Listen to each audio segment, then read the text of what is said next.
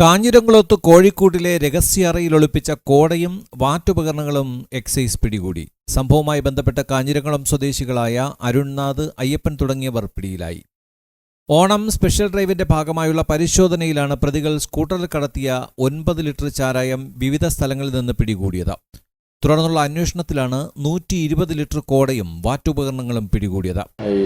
അനധികൃത വ്യാജമദ്യ വിൽപ്പന തടയുക എന്ന ഉദ്ദേശത്തോടുകൂടി നമ്മളിപ്പം ശക്തമായ നിരീക്ഷണങ്ങൾ ഏർപ്പെടുത്തിയിട്ടുള്ളതാണ്. ഇപ്പം നേരിങ്ങ സർക്കിൾ പരിധിയിലെ ഇപ്പം നെല്ലിമൂടെന്ന് പറഞ്ഞ സ്ഥലത്ത് വെച്ച് ഇപ്പോൾ ആദ്യം 2 ലിറ്റർ ചാരായമായി ഒരാളിനെ പിടികൂടി. അപ്പോൾ അതിനുശേഷം അത് അയാൾക്ക് ചാരായം കൊടുത്തത്, ചാരായം ഇപ്പം ഇങ്ങനെ വാറ്റി വിൽപ്പന നടത്തിയത് കാഞ്ഞിരംകുളം സ്വദേശിയായ ഒരാളാണെന്ന് അറിഞ്ഞതിൻ്റെ അടിസ്ഥാനത്തിൽ കാഞ്ഞിരംകുളം ഭാഗത്ത് നടത്തിയ റെയ്ഡിൽ ഒരു 7 ലിറ്റർ ചാരായവും 120 ലിറ്റർ കോടയുമായി മറ്റൊരാളിനെ പിടികൂടുകയും ചെയ്തിട്ടുണ്ട്. അയാളുടെ വീടിന് പുറകിലുള്ള കോഴിക്കൂടിന് അടിയിൽ രഹസ്യ അറ ഉണ്ടാക്കി അവിടെയാണ് ഈ ചാരായം മാറ്റുന്നതിനുള്ള കോട സൂക്ഷിച്ചിരുന്നത്. അപ്പം മാറ്റാൻ ഉപയോഗിച്ച പാത്രങ്ങൾ, ഗ്യാസ് സ്റ്റവ് ഉൾപ്പെടെയുള്ളത് പിടിച്ചെടുത്തിട്ടുണ്ട്.